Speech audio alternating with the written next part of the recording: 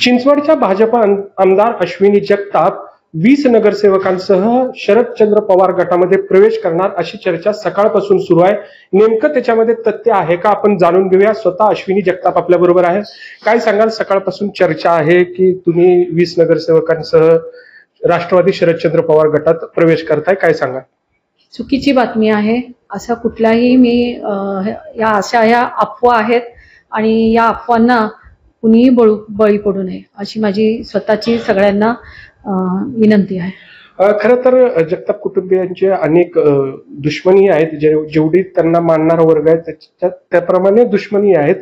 त्यांनी जाणीवपूर्वक अशा पद्धतीनं ही बातमी पसरवली आहे असं तुम्हाला वाटतं का? नक्कीच हे कोणीतरी जाणीवपूर्वक करतंय आणि मुद्दाम केल्यासारखा खोडसाळपणा कुणीतरी करतंय आणि त्यासाठी खरं तर मी ज्यांनी कुणी ज्या मीडियाने हे केलेलं आहे, बातमी दिलेली आहे, त्यांच्यावरती मी हक्कभंगाचा पण हे करणार आहे।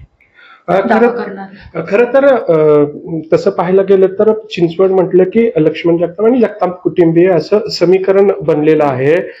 हे समीकरण तोडण्यासाठी सर्व विरोधक एकत्र येऊन काही षडयंत्र रचतायत असं तुम्हाला काही वाटतं का? नक्कीच हे षडयंत्रच रचलेलं आहे। कुणीतरी काहीतरी बातमी दिलेली आहे आणि असंही नाही की ती तुमच्या माध्यमातून वगैरे अशी आलेली आहे, साध्या एक मीडियाच्या ह्याच्यातून ती आलेली होती आणि हे चुकीचं आहे जे करतात ते आरोप।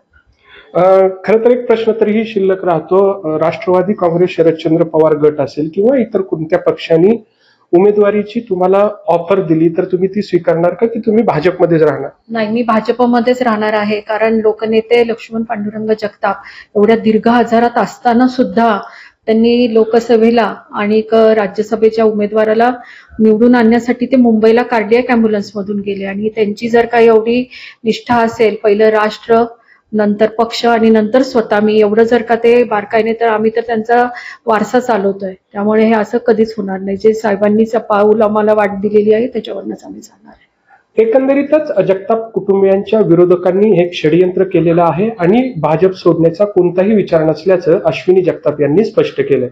कैलासपुरी, झी मीडिया, पिंपरी चिंचवड।